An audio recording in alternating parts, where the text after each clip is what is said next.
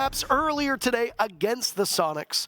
DZ have played the second most maps. The only team in the entire tournament that has played more maps than DarkZero is BDS, who themselves just played earlier. They played 3 maps. They're at 15. And because of this, it skews the stats a little bit. But coming into this matchup, Shaiko is the all-time kill leader at this 6 Invitational with 186 kills. Newer's is second with 175, but he has a game on both Shaiko and NJR. NJR is third with 158. So he is only 28 kills away from leapfrogging over top of Shaiko to be the all-time kill leader at this SI. And Pambazoo, he's in 5th place with 142. Because they've only played 9 maps. The top fragger on, and I put that in quotation marks because it's not a lot of fragging. It's Spoit with 93 kills, way down the list. And the rest of the team is like 60 and 70 kills. I mean, it has been a slow start for Koi during groups, and a lot of teams, a lot of talent being Koi aren't showing up. Are they just not gonna make it? Are they gonna go out of groups or something like that? Well, no. They ramped up towards the last 2 days of groups in particular, finding good results for themselves, and of course, landing themselves in the arms of DarkZero in this matchup. It's going to be Theme Park, one of DarkZero's their most played map at this event over the last course of... Tied with Bank. So, okay, tied which with is Bank. the third pair that we will go to. So a lot of experience here from DarkZero. They will feel quite comfortable in Theme Park. Also, talk to the nature of how these 2 teams play. DarkZero, a very structured team, leading the chart on plans and playing the objective throughout all of groups. Whereas Koi, we know them as more of a reactive, aggressive team, playing off information, and it's why we see time and time again, Deepak on the Yokai, on the Echo. Hold on. Let him cook. Hold up. Stay close to Let him cook. Kryan's not going to see anything. He's not cooking anything. Information, though. The Valkyrie and the Echo from Koi, answered by the roam clear capabilities of the Monty. Peeking towards bumper cars, but not seeing anything at all. The Monty is coming out in the hands of Skies. He also holds on to that diffuser, and we talk about a tale of 2 teams. That doesn't just count for kills, that also extends to objective play. Skies tied for 2nd place with the most diffusers planted through this entire event. He's at 18. The only person who's ahead of him is Dream, and guess what?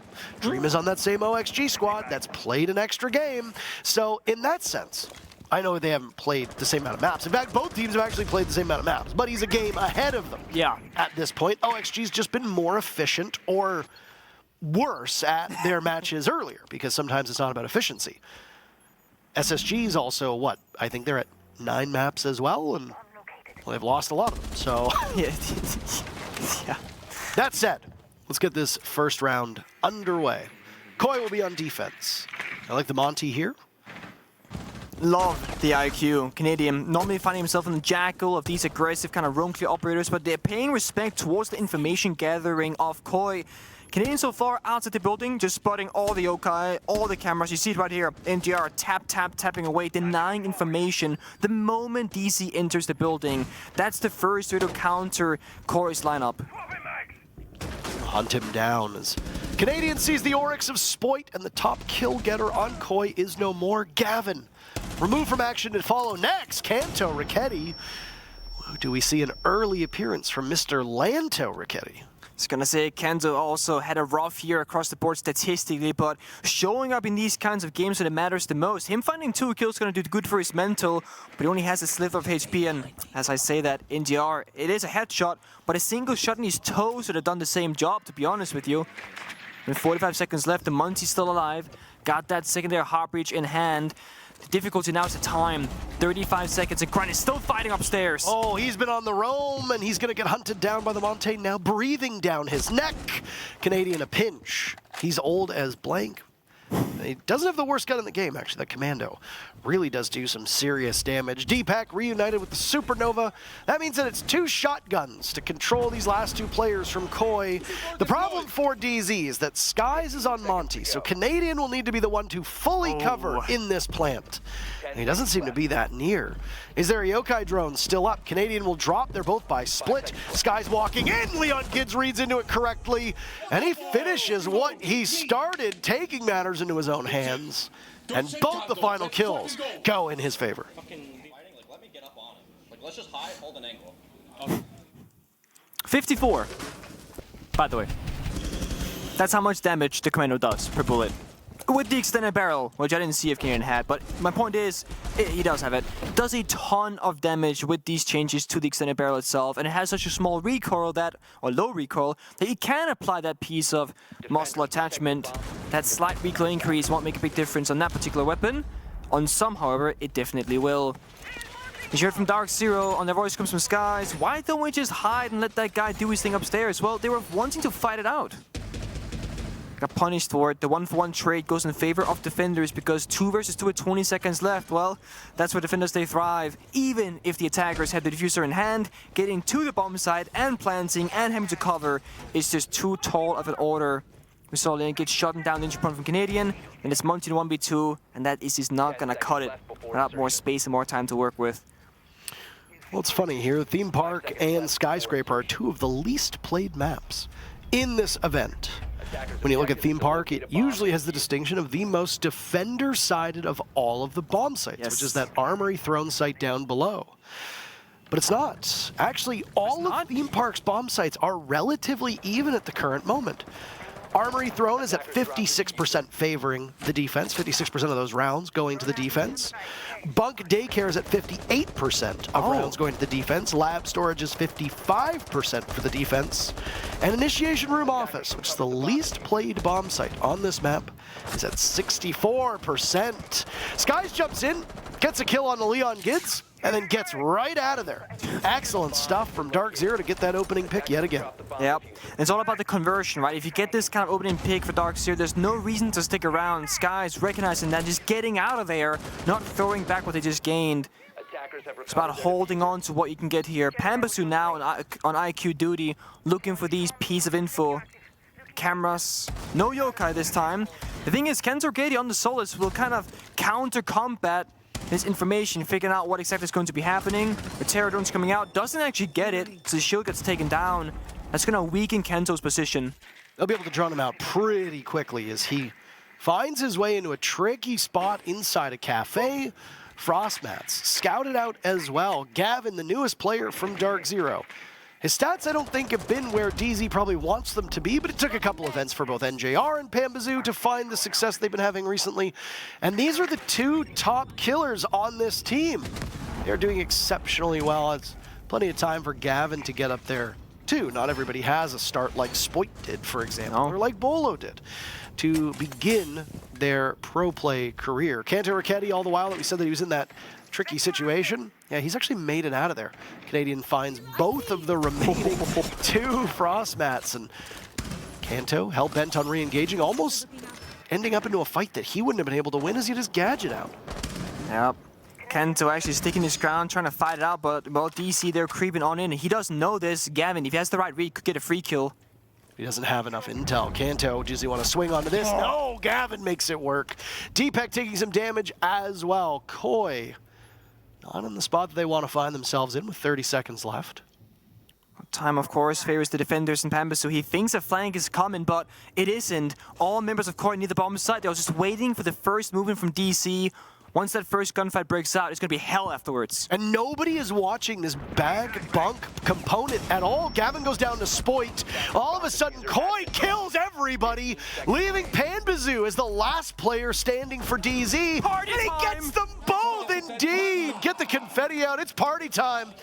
Pamba charges in. Wait, that is like use a dead party on my screen.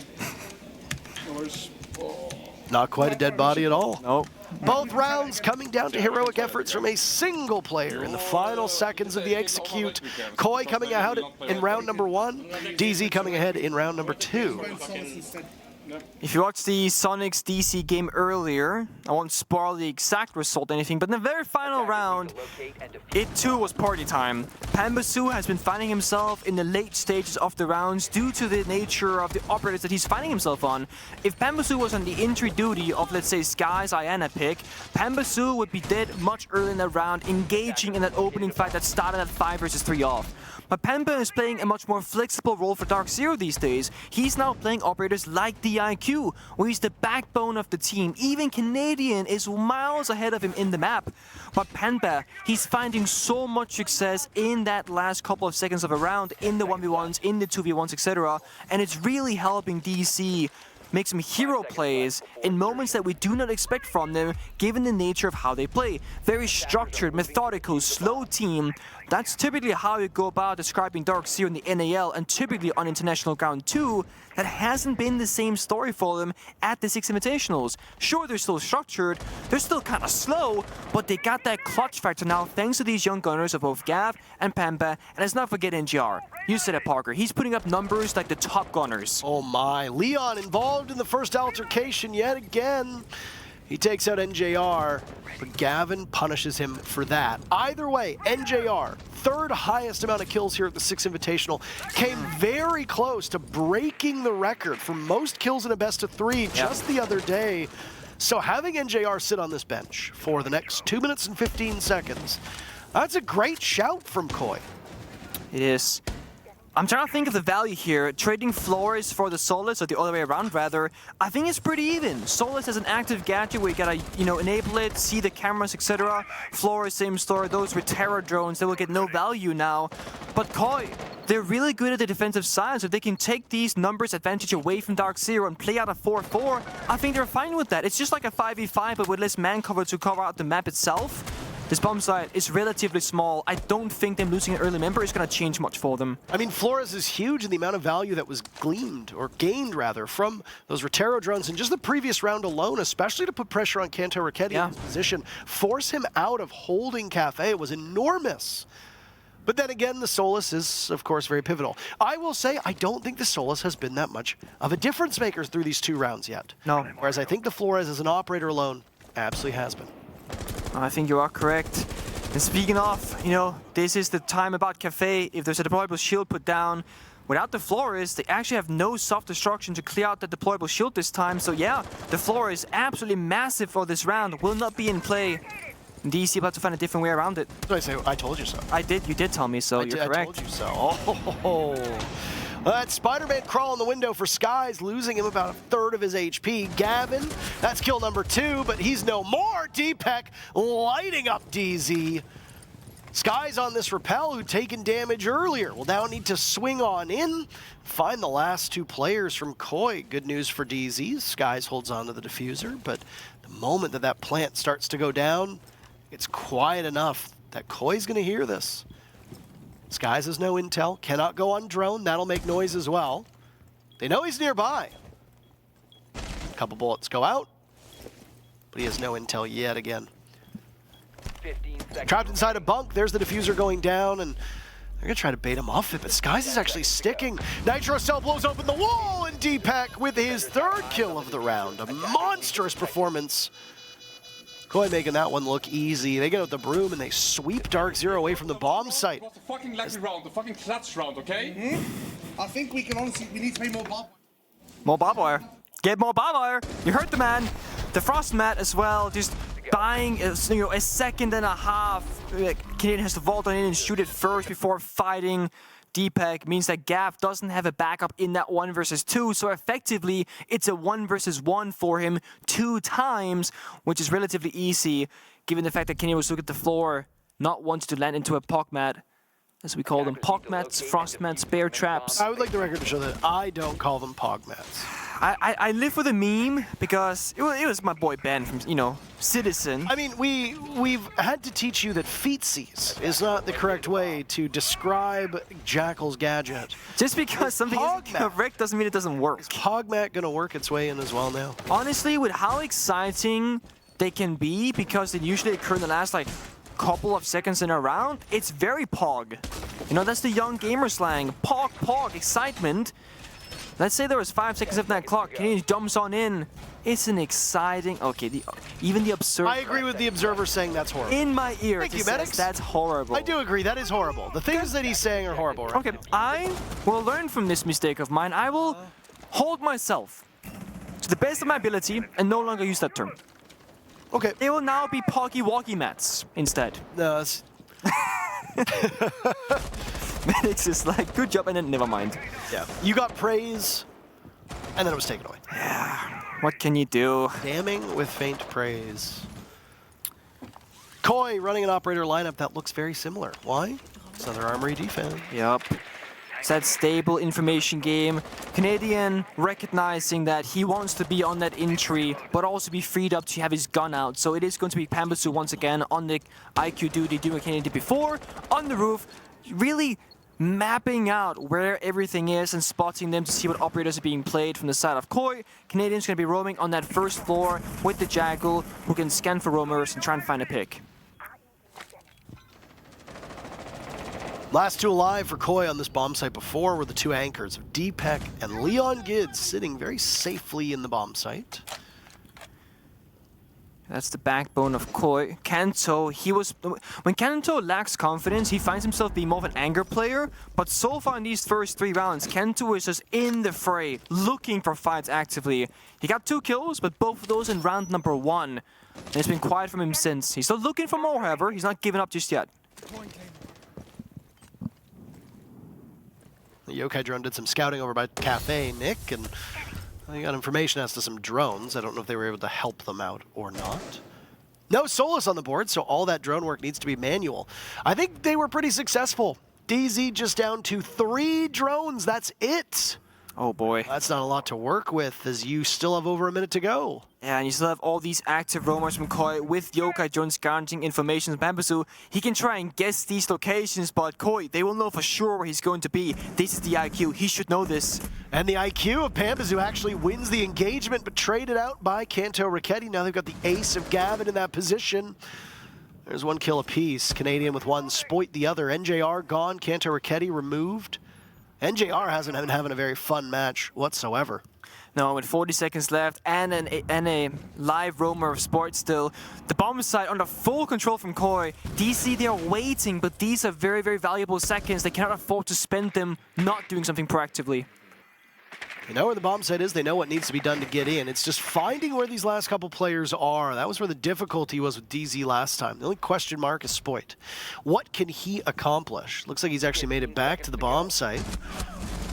There's some fire going out. Deepak in the bomb site, taken down. Gavin will engage. It's him and Canadian versus Spoit. Diffuser needs to be planted, and Spoit's been pushed out of split. Gavin gets the drop shot with the sidearm. He loses it. Spoit gets them both.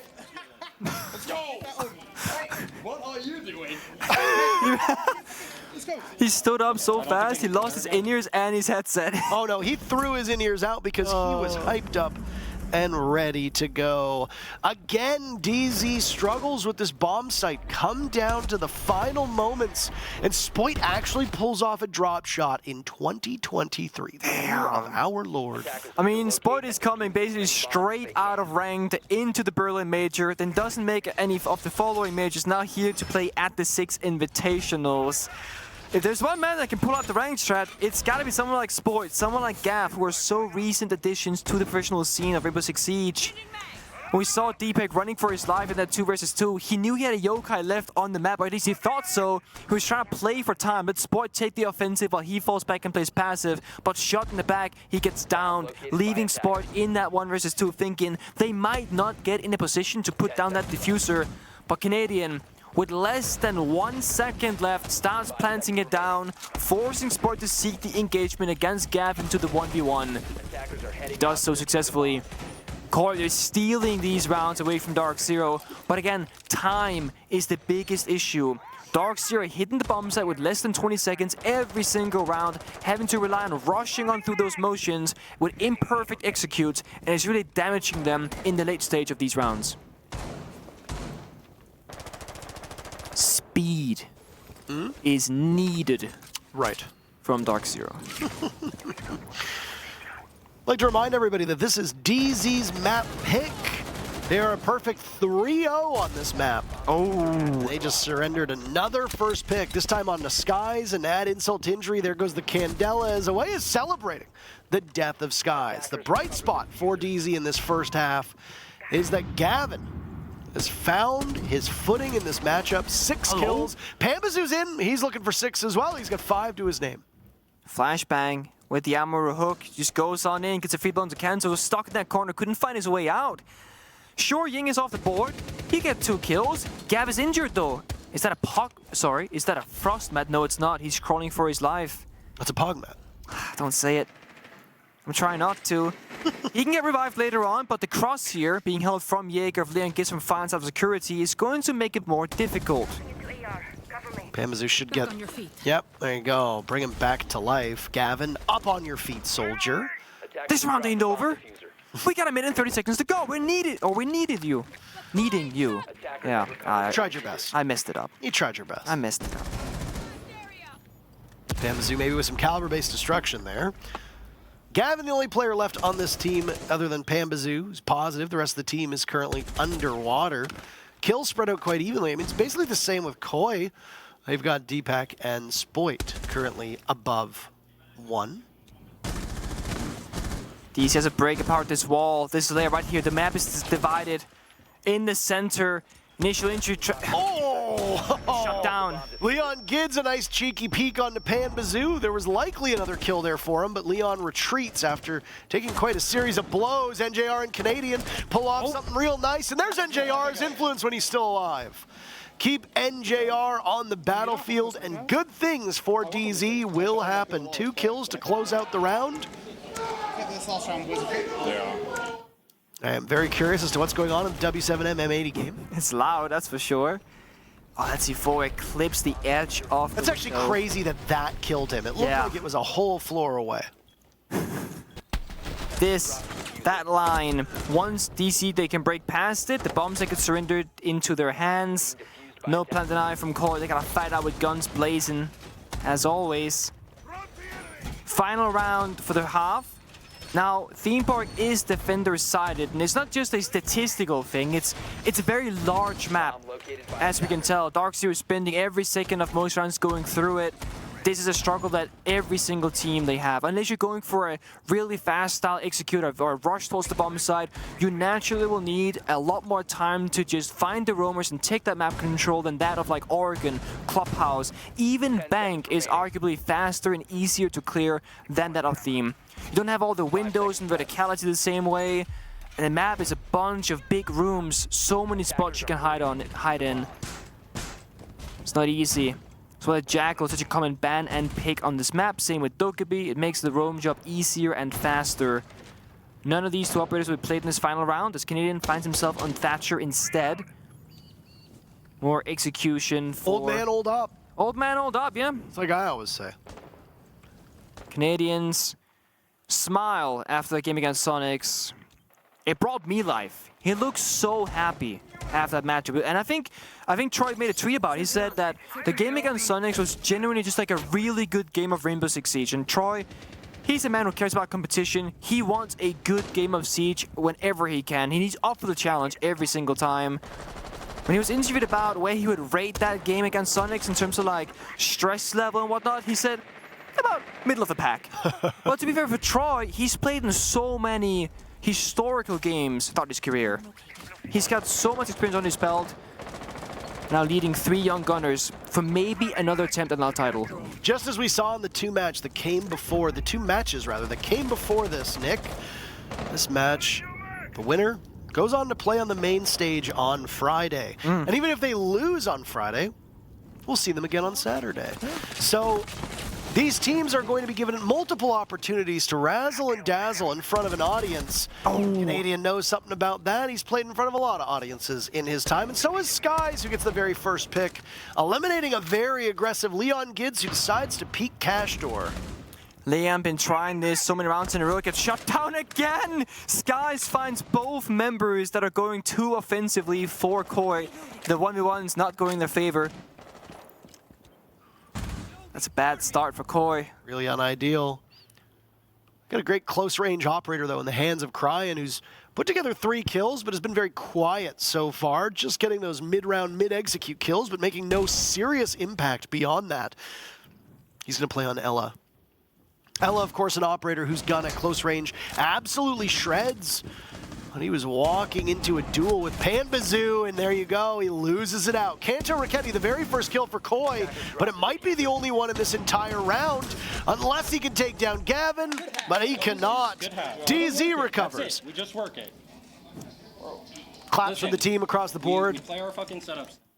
Good half is called 3-3 for both of these teams. Now, Theme Park has 57% of the rounds played thus far being won by the defense versus 43. Typically, that means that you want to see the first team to defend end this first half up 4-2. Yeah. If that's your metric, Koi failed by that margin because it's the same essential scoreline as when we started. Instead of it being 0-0, it's just 3-3.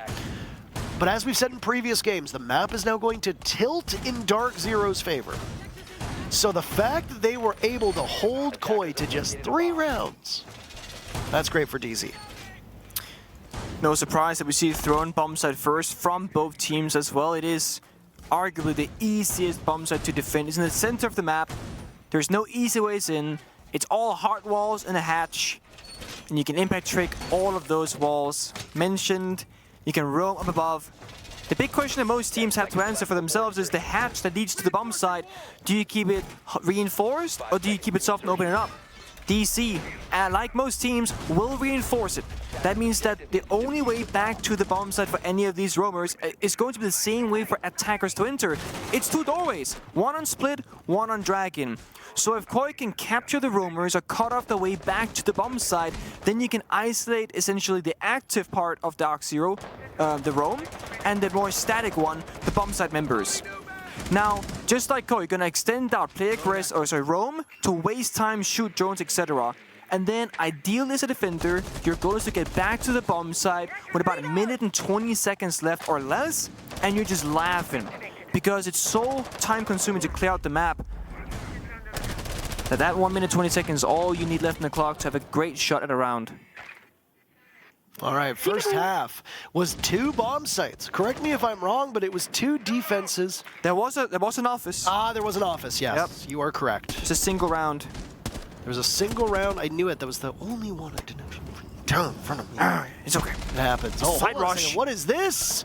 Because they're all roaming. A site rush. Wait, oh my god, I got it backwards. That's them getting back into their bomb. It's late.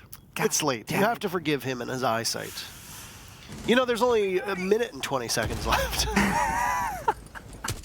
By the way, Canadian, the first to die in this round. That's the smoke off the board. That is terrible. A thrown defense with no smoke to be able to blanket an entry point. That means that there very much could be a site rush from Koi. They were stacked up going in a line. I was thinking they're ready for it. I mean, they were. It's the damn defenders. They should be. Drop down. They didn't expect it. Pambasu's there with the aggression. He goes forward. He wants more. If there's anybody who can pull this off, it's definitely Panbazoo. Oh. Safe enough from Spoit. Spoit that impressive clutch in previous rounds, and now Cryan takes damage. And I love Cryan's expressions. Every time he gets engaged with, it's as if he's never seen an enemy before in his life. Speaking of not seeing an enemy, Panbazoo missing on the recoil. That's an ugly, ugly bit of action. Kanto Raketti and Spoit both could have been tasty morsels for Panbazoo, but either end up being successful. But again, the hatch reinforced Kite Claw, the only injury point are going to be the 2 doorways and the yellow breach, which is a vault in for Koi. It's not ideal. When Cryan and Kanto both low on HP, battling it out is not the ideal scenario either. Now, no Toxic Babe, so it's going to be all guns blazing. Nades ready to take down the shield. There's Deepak. The numbers for Koi get even better. Nitro Cell goes out, limply thrown. NJR will need to clutch, and Spoit does not allow it. Great first round for Koi. Again, if we go off of what we see from Theme Park historically, you need to win 2 rounds on attack. Koi's already halfway there. Pamba could have saved the round. He gets the Fuser, takes down the Ace, and in this position, almost killed 1 member, almost killed 2 members of Koi. Then he could have run away, so wasted more time. He opted for the SMG-11 instead of the P90, and unironically, he ran out of bullets on the pre-fire spray. And then the P90 came out, and then an impact grenade came out. NGR really having an unfortunate time on Theme Park so far. On the attack, always suffering, being the trading blow. Now, on defense, on round number 8, suffers an impact grenade from himself, in all fairness. He's gonna have to play out this round with less than half HP. Not the end of the world, but less than ideal. Those cap concepts, of course, will live on even if he falls early on. They can still do some damage, get a kill onto Koi if they're rushing too fast, not checking their doorways. And that's going to mean all 4 bomb sites played. Downstairs to lab. Not drug lab. Oh, just lab. The lab. For legal purposes, that is cornstarch. Or sugar. Yeah. Flour. Or flour. Or white phosphorus. No, wait, it can't be that, can't be that again. No. Not that. Cannot be white phosphorus. Hold on a second. Oh. I saw the shotgun swap. I know, I was like, are they just gonna blow the bathroom window and just hop in? But that's what I thought. It's for the hatch later on. I got really excited. damn. I was gonna take a, it's a default approach, not gonna get too crazy. It is just NJ on the bomb side with half HP, so honestly it wouldn't be a bad rush, but of course Koi don't know that. Solus can grant information from below to where the drones are going to be coming from. Now Troy should know where the executor, where the initial roam play rather will begin. Could see there's a Claymore go for a jump out. Kendall reads it, he's waiting for it. Canadian, a great player to be on that Solus, by the way. Whether he's playing Valkyrie or Pulse or even Vigil, he loves those info operators because DZ and all of his teams tend to be at their best when Canadian's giving the calls, and Pambazoo runs right into a swinging Kanto Raketti. Down goes Spoit to Gavin. All these individual performances where we see a team succeed and thrive. But then the player who accomplishes it is one of the first to die in the next round. Just goes to show you how evenly matched these squads are and how every single player is capable of contributing. Kanto Raketti losing to Skies, but so does Cryan. It's a vault in, and Skies reads them both perfectly for the double kill. Sky should never win that 1v2 with a DMR, but he does somehow anyway. Just 2 bullets needed for an injury or a kill, and now Koi, they gotta pick up the pieces and just go for broke. They can't play a structured round. You gotta just fish for kills. If Deepak can find one on the vertical, and Liam one from arcade stairs, I mean, then you're back to a 2v2. They have the info, and they gotta go for the gunfight. Isolate 1 or 2 of these players. There was your first opportunity on the Skies. Skies and NJR are both low enough on HP that 2 stray bullets from these players on Koi can very quickly turn this into a 2v2. I think the greater issue for this Koi squad is the time, Nick. You cannot waste any of these 40 remaining seconds, period. If you do that, it will simply be too late. Even if you get those 2 picks, a 2v2 where you need to break into the bomb site with only 15-20 seconds left, just not going to be good enough. No. I mean, Leon gets trying his best, open up the soft walls, but he finds one. Oh, what a shot by Leon, but Canadian answers that one back. Deepak is outside of the building with 20 seconds left. Frostmats could be below, but Deepak knows it's already been cleared. So he heads towards lab, and it's NJR on the ground to tie it up yet again. DZ have yet to lead on their own map. It's been Koi in the lead or tied. Given the fact that Koi's only time playing this map here at the 6th Invitational was a 3-7 loss against G2, that bodes very well for Koi so far, win or lose. Really nice job there by Leon. The soft breach actually distracting Skies, making him turn towards the wall rather than the door, and Leon finds the injury kill because of it. Only issue is, you're down 2 members, so that barely gets you back into even numbers. Pambazoo, he is sick of it, playing these SMG-11, scanning things at IQ's gadget. He will be promoted, as that meme one went, to the dock. Promoted to dock. Yeah. That means he's gonna get activated, absolute just swing everything, take every engagement imaginable, and if you take damage, good news. That stim, it got buffed about 6 months ago. It heals you to full, even from an injured state. That means that as long as Pamba stays alive or injured, he'll get right back on up. You get 3 of them. Incredible value to be had, assuming you just don't get headshot, because then you're dead regardless. Koi bringing out the Amaru, something that they do quite frequently on a variety of maps, especially something like Bank, to get inside a window, or a pinpoint to cut off a rotation. See what they opt for. A rotation happening right now, going from the cafe side to the cash side instead from Koi, maybe thinking, we don't really want to approach that cafe area anyway, but they're running backwards. Trying to figure out where to approach the map from. Back and forth, wasting precious seconds. That's 30 seconds off the clock. Cryan working his best in that security area while Kento's going to rotate with Leon Gids to the cafe balcony instead. So it's a two-part execute so far for this room clear. Which is also kind of the bomb site because it's the windows leading to the room next to the bomb site.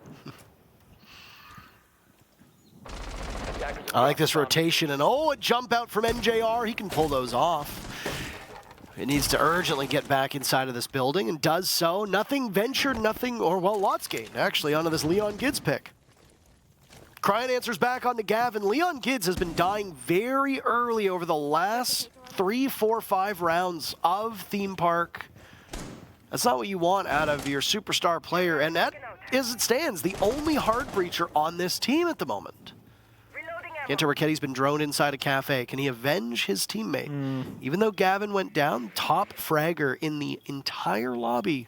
Gavin, the youngest player and the newest player, sitting at 9 and 6.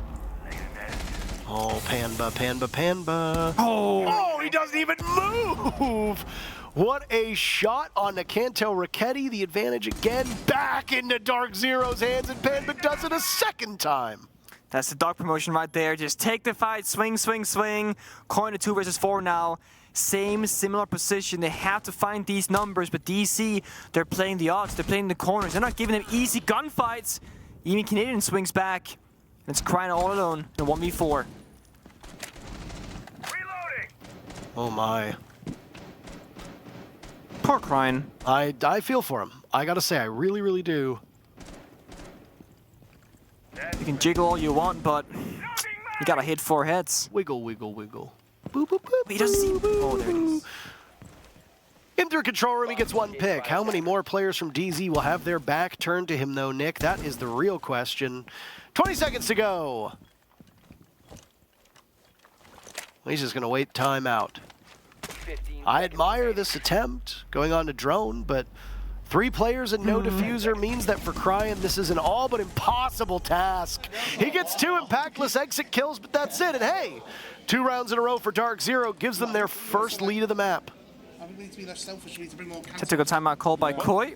Need to be less And we selfish, get to bring more listen in. acting and stuff. Yeah. Listen up, boys. I got a lot to say in a little time. Right. These guys are prone gamers, right? A lot of the times when we're trying to make these late round plays, they're throwing the fucking corners. So when this timer ticks down, start aiming crouch high if you're confident with your flinch to headshots, okay? Yep. A lot of the times as well, I saw it on the first round, I saw it on that round as well, we're freezing.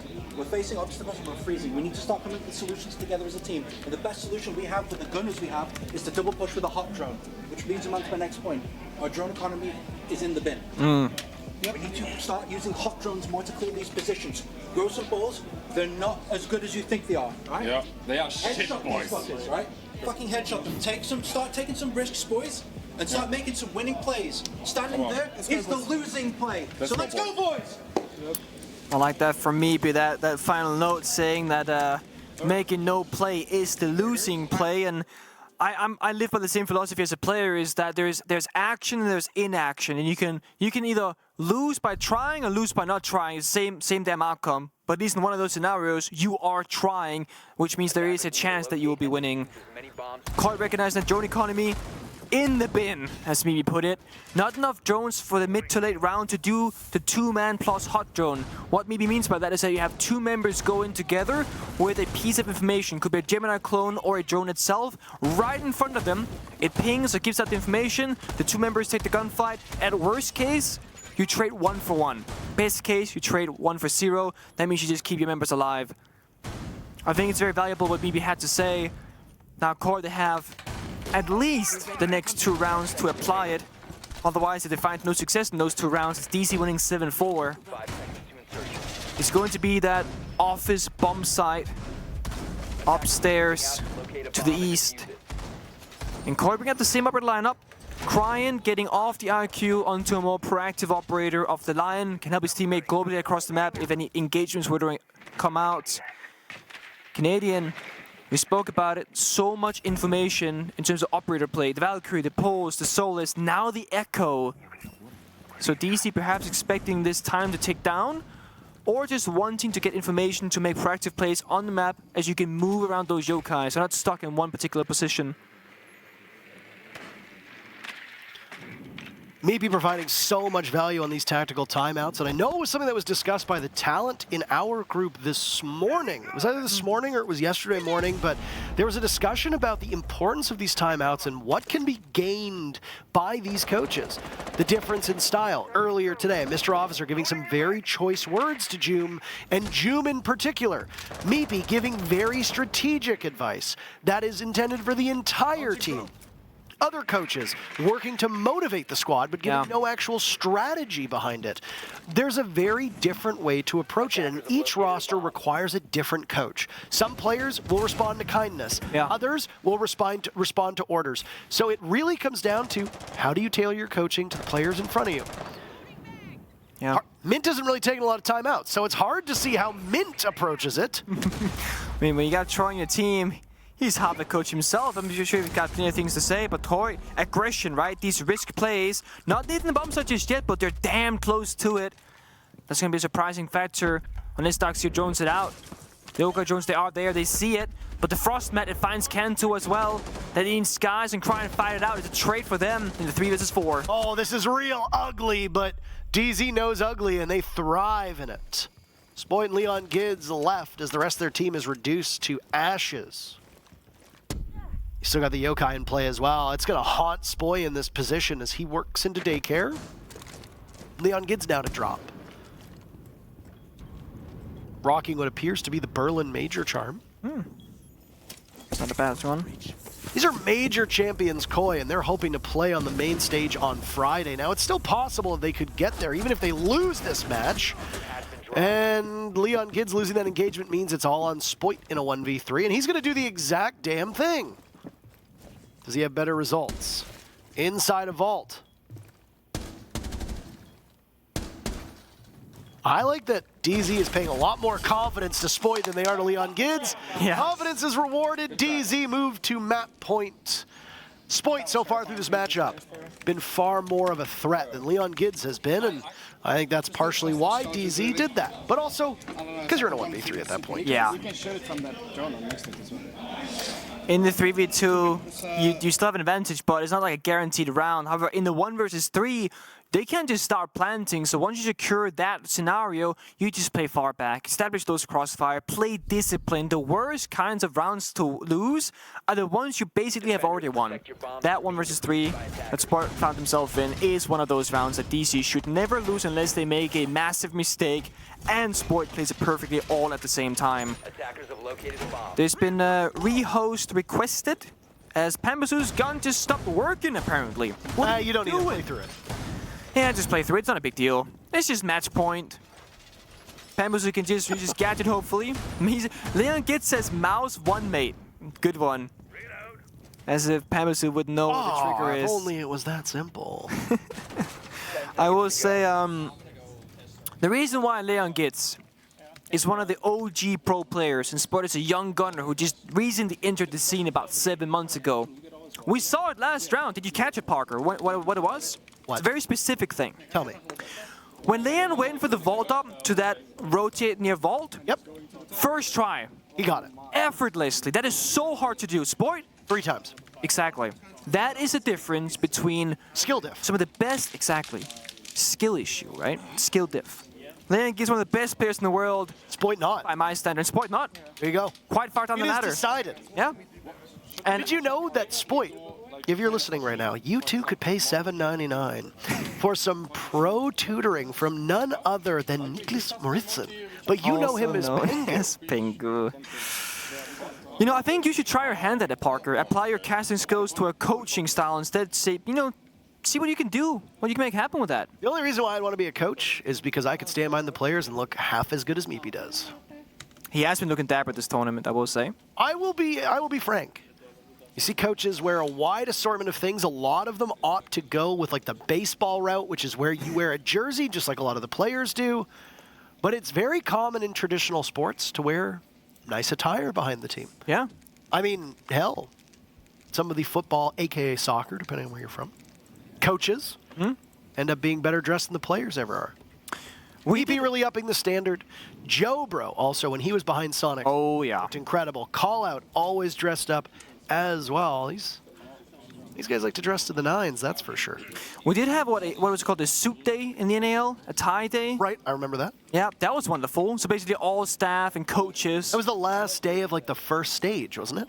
Yeah, it was a while ago. Stage 1 and Stage 2, if I recall correctly, where all non-players essentially had to wear nice attire, and it looked so good. Some came up super overdressed, some had some wrinkled stuff on that was like, they got it out, but didn't iron it, like whatever. But overall, the best looking play day of the NAL was definitely that day. Maybe, of course, I think he's the only coach that I remember seeing who's been keeping up this dapper trend so far for like every or no most play days. Call out. Has Call for out every game? always. I think call out is in a collared shirt every single game. Okay. Respect, honestly. In the morning, when we take the elevators up and down in the hotel, the one team that I always bump into the most is Astralis. They seem to always be on the move. Do they do the thing in the elevator What thing? where they turn around and look at the wall? No. So What? So a couple talent have told me that when they got in, Astralis all had their backs to the door and were all facing the walls of the elevators. And I just frankly didn't believe it because I rode the elevator with Astralis, I think like 2 times, and they never did either. No. It was like a day or 2 ago, I rode the elevator with Astralis, and they did the same thing. They all turned around, they're like, guys, there's a door here. Guys, there's a door here. I was, what are you doing? We're not looking in the right direction. Guys, there's a door here. And they're all staring at the walls. And I'm like, is this some kind of performance art? I don't understand. I mean, I don't get it either. I'll say from my side, I have not. Is there a seen that happen. stranger team than Astralis? No. That's what I want to know. No, I don't think so. No. They got some character. I'll give you that. And I don't mean that in a bad way. They just stand out. I'm a big fan of Astralis. I got to say this. I like their charisma. I like their charm. I believe the kids call it Riz? Yeah, W Riz. Astralis got it. That's for sure. You know where And Riz as a- comes from, right? Charisma. Okay, you do. Okay. no. Charisma. Exactly. Not many people know that. Not everyone knows that. No, I did the NA qualifiers, the open quals, with some younger players like Merc, Newers, Sweater, etc. And they kept mentioning Riz. And at one point I was just like, what does that mean? What is Riz? I'm 32 years old. What is Riz? Yeah, explain it to me like I'm 5. Yeah. Well, my mom's learned the slang of Twitch chat because she watches the games when I was a player, and she now listens to the cast. And I'm sure your mother as well. They pick up on these slang words and terms and whatnot. No? What is Pog? Yeah. Well, it's part of Frost Gadget. That too. All right. We're in live action right now. And what was an extended timeout taken by this Koi squad back in round number 9. DZ wins the next round. And then there is a rehost that resets the stats. Unlucky. Top players on DZ were both Gavin and Panva. Yes. For Koi, it was kind of a mixed bag, but Deepak and Spoit were near the top. Just as we saw DZ do in desperate times, you break glass and you bring out the Monty in case of emergency. It's Leon Gids, who's had some trouble finding the scoreboard the way that they expect him to, and so you put him on a shield operator. Yeah. He's going to give calls. I mean, look at the pace. I mean, you're really streamlining your own clear right now. You're walking through it. And that's the benefit of the Monty. Tough call right now is, do you go all the way through the top floor? Or do you just take your half, give DC what they have right here on the cafe side, and go downstairs and start hitting out those side walls themselves? Decision time for Colors. They're droning out the rest of the map. It looks like they might just start hitting that maintenance wall, dragging doors, see what they can make happen. Kento upstairs, holding down that flank for now, as he's not needed. The Ying. The important aspect of this operator is going to be that in that execute phase. That's when you want like Candelas and the smokes. Until then, just keep Ying alive. Can hold the flanks down comfortably. Nate goes over, EMP on the wall, exothermic charge gets up, but the impact grenade is ready. By standing in that corner and tossing it out, if you do it correctly, you will deny the breach. Keyword correctly. Yeah. Koi with the first pick on NJR, and now they've got the wall open as well. NJR's had an okay game so far. He's had moments of brilliance. Overall, his consistency has been not assured. That's Panbazoo hunted down upstairs in bunk. DZ went on a full rotation through the 4 bomb sites, starting on throne, then going to lab, then to bunk, then to office. They go back to what is typically the most favorable bomb site in the entire game to the defenders. Stats-wise for SI, it's not. Now it's Leon Gids to trudge through the toxic gas. He takes a bunch of damage, but he's in the middle of the bomb site. They see his presence right there, and he's giving calls. Deepak cannot get up as far as he wants because of it, but there's kill 1 for Deepak. There's kill 2 for Deepak. A third eludes him. Spoit gets it. Now it's Skies to fire away in a 1v5 that becomes a 1v4. He's got the Monty right behind him. This is a bad spot to be in. Candelas go off, and Spoit secures the final kill. All 12 rounds are needed between these teams. In typical DZ fashion, we do not get quick games. We do not. DZ, one of the teams across their entire career or run as an organization, they always go third map, they always go OT, and they always have to really fight for every single round. Being a DC fan is not easy in that regard. The Monty really working out in the favor of Koi. I mean, Leon just walks on in, arguably a little bit too offensive, but Leon, he reads the situation perfectly. He recognized that he can just stand on throne, nobody can wide swing him because the breach is open, just give those yellow pings off information, and Canadian on the smoke only had a single toxic babe left. When that went out, it did like 30 damage, and that's it. No real way to clear out the Monty, and DC just had to start swinging the breach. Lost their gunfights. Yeah, when Leon Gids was standing there in the back of the bomb site, I think the one message that DZ really needed to get was they just really needed to watch the throne. Yeah. Yeah. It took you a second. It had to click. But we got there. So great record, by the way. Great record. Half of it is great now. half of it is a no-no.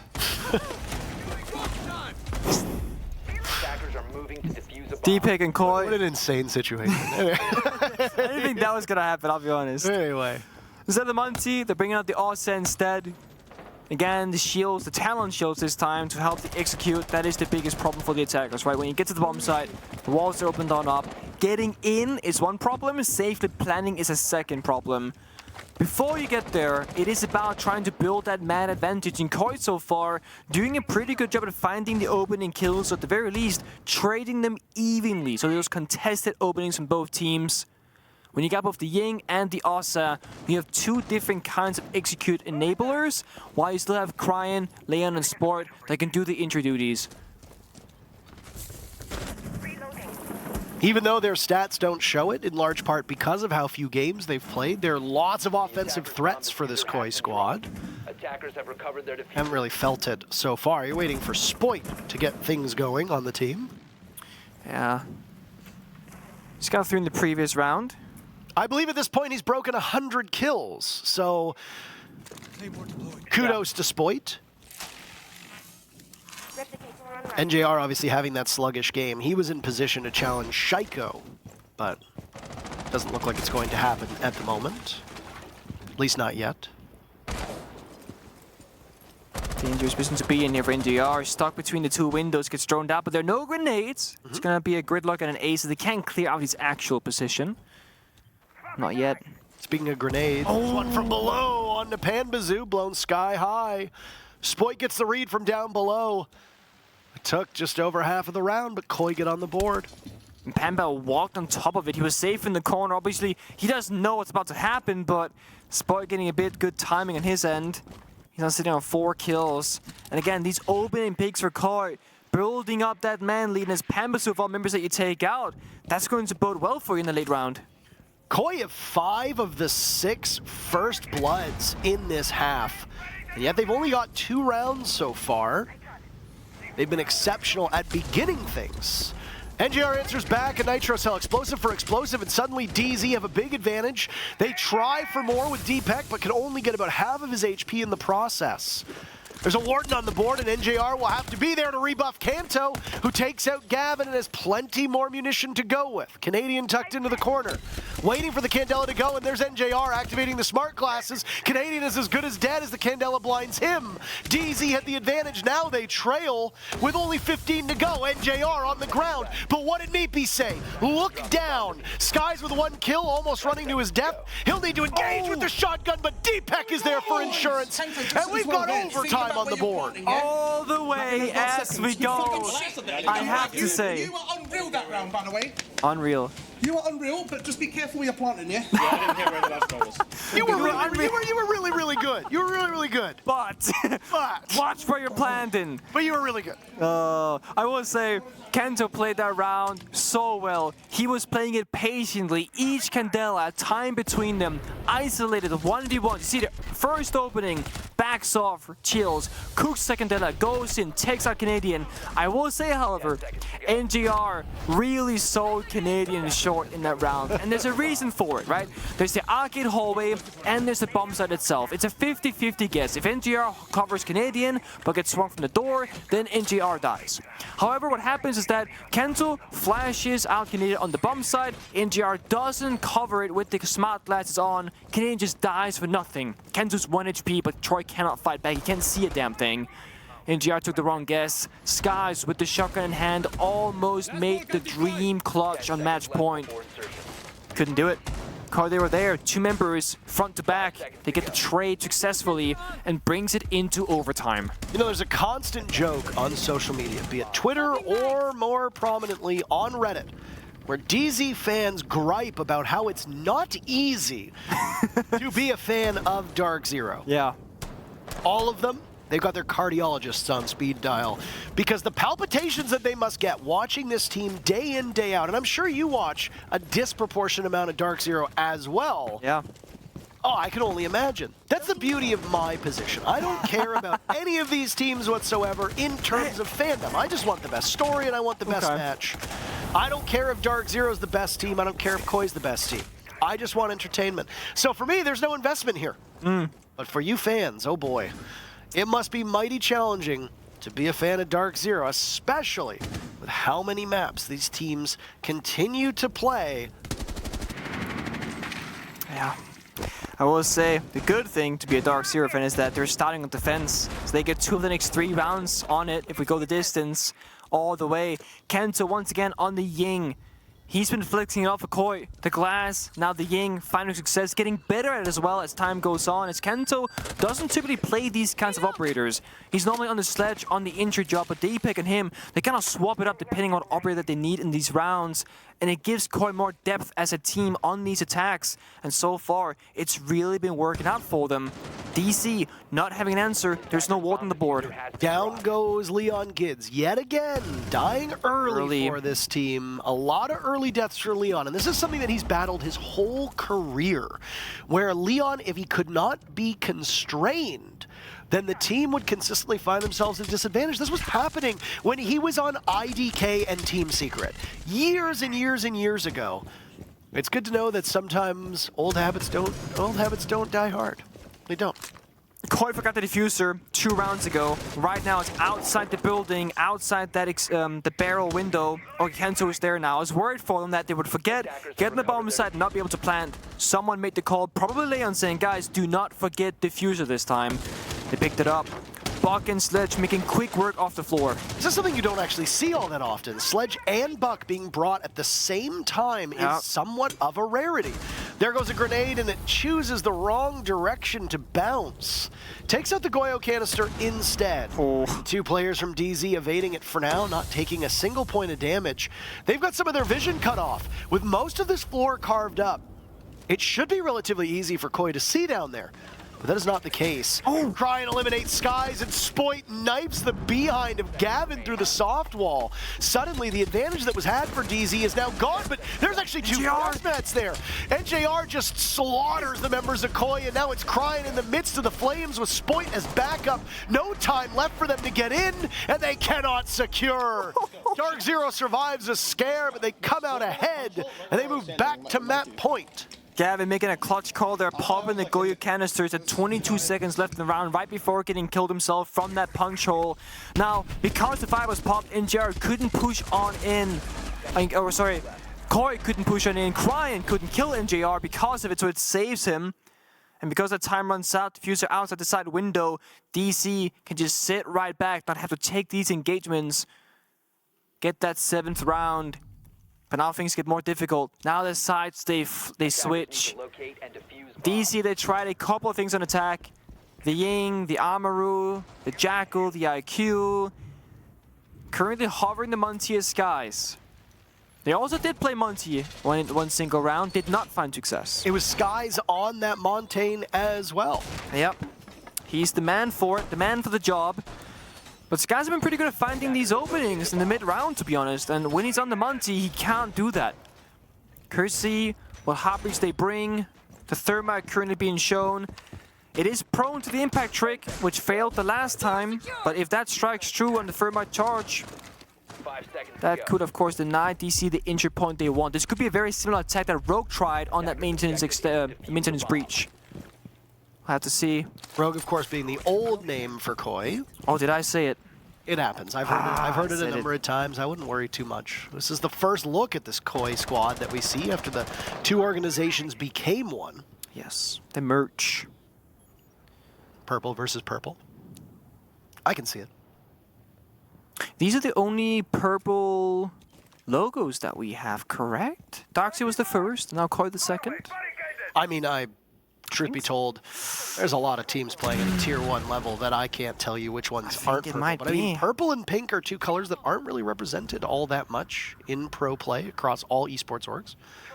That's true. Hambazoo seems to have very poor intel or no intel whatsoever, as same with the Valkyrie of Kanto Raketti, who expends a nitro cell on the hatch over by Bunk.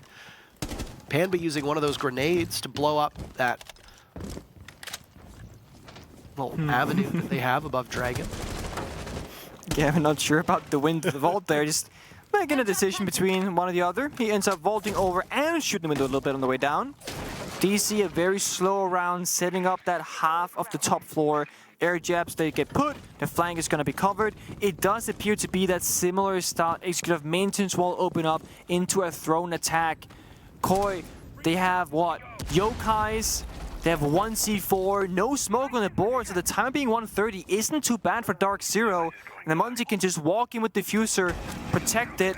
Claw comes out. Is the second EP there? It is. Perfectly timed. Leon Gids' utility will be no match for the exothermic charge, and everybody's stacked up in the same area for DZ. They're going to allow Skies to take point as the mountain walks on in, and he'll discover that the back of Throne is completely free. He can just stop planting, honestly. The Yokai drone's being moved into action, and that's exactly what's happening. Sky's getting the diffuser down. DZ called into action. Kanto Raketti the first to go down. One by split. That's Leon Gids. And that's Sky's down as well. Canadian will now hold on to the diffuser. He can go for a plant. Spoit's been down in the process. We saw the Yokais getting into action. Deepak needs to be very quick about this because all of his teammates are dying. Cryan takes out NJR. DZ with 3 bodies up. Spoit recovered. And there's the Yokai to knock some confusion into the head of Canadian. Spoit watching. At the top, a long angle down to Dragon as the diffuser goes down yet again. Spoit finds Panba. He was watching that angle. Gavin looks away at the last second. It's Deepak to capitalize off of it. And Gavin needs to win this one, but Koi is perfect. They get all 3 kills, and the exclamations from the bench of Koi are all you need to hear to know we're going to round 15. What an extremely chaotic round that is. I mean, DZ in, they stop planting like on the spot. Then the Monkey gets C4, Canadian retakes, kills goes back and forth. Canadian does not stick the plant. They want to go deep because of the roamers of Koi are closing in. It's a complete massacre in the late round. DC, they took a timeout for this final round. I don't think so either. I feel like Bomb broke Castle. They have like nothing to clear Castle. Bro, I'm just getting harassed. Like, they're just getting a free pick. I literally don't know what to do. Play more towards long, bro. I don't know who can play Castle though. Huh? I can play. Okay, yeah, do that. The only thing is I won't have anything for fucking Monty. Could we just play like a more typical bunk, like guy top pink, guy like Goose? You have been. I mean, I did that the other day. Oh, okay. It's just that and I did the game. Let's go! Yeah, am I bringing shield or wire? I feel like they might try to. 30-second timeout. I don't even think Min said 30 words. I was gonna say, that is such a difference to the timeout of sport, right? That was all for the players to discuss what bomb site to go to, what operators to play, and then how to play it in terms of positions. DC are worried about the Monty. That was very evident. Said, if I'm playing the castle, I got nothing for the Monty. Skies gets the smoke, NDR has a C4 on the Warden. Of course, they wasn't being played because of the Ying. And this is kind of the insight that we gain here into how the specific operators that you can bring on attack will impact the mental strength and also the problem solving as a defending team. If you're DarkZero right now, A, you gotta bring the Warden because Ying's a problem. 2, you gotta worry about the Monty being a possibility. You gotta bring counters, the smoke, C4s, the yokai, etc. And 3, you gotta worry about a side rush because you know Koi likes to do it with the Amaru, the Ying, the Lion. Just storm through a window, storm through a door. But you also need to have all your stable things covered. The right rotations, the castle barricades, for example. And then someone like Pampus who goes, I really do not know what to play. He's the +1 for this bomb site, so he can play any operator, but he's trying his hardest to figure out what's the highest value operator for me and my team, where I'm comfortable and we gain something. He defaults to Dog. Canadian takes the castle off of his shoulders because he's not supposed to be the +1. So this is Canadian allowing Pambisu to thrive in this round and being on a comfortable operator where he can try and get some damage done. Stark contrast to that Meepy timeout. So really different. Completely different. Meepy took charge. You know whose team it is. Yeah. Canadian took charge of that DZ timeout, and you heard input from NJR. You heard input from Skies. Yeah. But it wasn't Mint being the one with the assertiveness. No, it was Canadian. Mint's such a nice guy. Calls a timeout and says, all right, the floor's yours, Canadian. You talk to the soldiers. I mean, if he's the one who's doing it, then let him do it, right? No, absolutely. And I mean, also, I'm sure if Mint was in a disagreement or had something specific that he wanted to point out, he would say it. But the way the rounds are going, there's nothing glaringly wrong for DarkZero or for Koi. It is really those small things. The key operators being the Monty, the Ying, the Ossa, how they execute, the impact grenades, where they're going, the counters to all the small mini executes. Last time Koi attacked this bomb site, it was Kanto and the Ying just carrying them forward. If NGR was there in the right spot at the right time with the Warden glasses on, Kanto doesn't get those 3 entry kills. So it's the details right now it all boils down to. The opening kill, one of the slowest rounds so far to be a 5v5 at a minute and 10 seconds, and ooh, not what you want to see for DZ. Canadian playing Castle, having a bit of difficulties. Pamba challenges. Spoit is just phenomenal. 11-1 since coming back from this rehost. That's what, 5 rounds? 4 rounds? Good lord. The clinic Spoit is putting on. Kanto takes him down. Deepak as well. A kill. It's Gavin to try and clutch, but Spoit gets the 3K. The timeout does absolutely nothing, not a damn thing. Koi sniping DZ's map of Theme Park. It's only the 2nd time at the 6th Invitational that Koi have played this map. They lost it to G2 3-7, but by an 8-7 scoreline, they stunned DarkZero. And now they move to their favored map of Skyscraper to knock DZ down to the lower bracket. That Koi certainly wasn't supposed to win this map, and in that final round, it's Sport who just walks up a staircase and finds all the picks. That was not supposed to happen for the defending team, but that's Koi's pocket pick. They got that surprise factor every single round. DZ's already played 3 maps today. I have no doubt that there's some fatigue that